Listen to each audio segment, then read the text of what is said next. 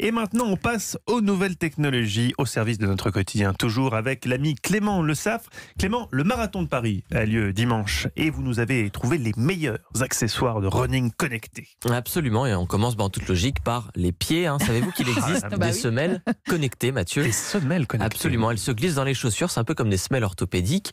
Et sauf qu'elles sont équipées d'une batterie de capteurs. On est carrément dans une autre dimension qui analyse tous ces capteurs, les données de la course. Donc le must dans le genre, ce sont les Run Profilers de la marque Digitsol. En fait, en plus des classiques distances parcourues, calories brûlées, etc., mais elles transmettent sur une application gratuite la vitesse de la foulée, la dureté de l'impact au sol, et elles formulent même des conseils pour améliorer cette technique de course. On peut les trouver à 60 € sur Internet. C'est quand même vachement bien si on pratique la course de manière régulière. Un autre indispensable de la course à pied, ce sont les écouteurs. Ouais, parce qu'avec la sueur et les mouvements du corps, les écouteurs classiques ont tendance à tomber, à glisser.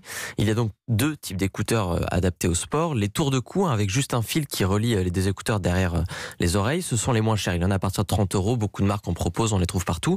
Et puis, il y a surtout les écouteurs intra-auriculaires totalement sans fil, en Bluetooth. Là, il faut compter entre 100 et 200 €. Alors, c'est le prix d'un casque. Il faut surtout penser à les recharger. Il faut penser à les recharger, effectivement. Il n'y a pas beaucoup d'autonomie dedans. 10%. Alors, vous ne pouvez pas courir longtemps. Du coup, effectivement. Je ne suis pas fort. C'est pour ça que vous courez pas trop. Du coup, pas de marathon pour moi. Je ne peux courir que 3 km. Donc ça coûte un petit peu cher, mais si on court régulièrement, ça vaut le coup vraiment parce que c'est très confortable. On peut même carrément les oublier, en fait, tellement ils sont discrets.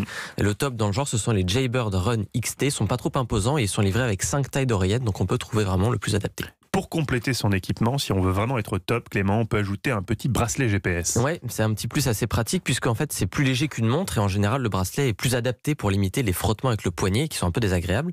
Dans les bracelets GPS, Garmin offre des produits qui sont très appréciés des coureurs.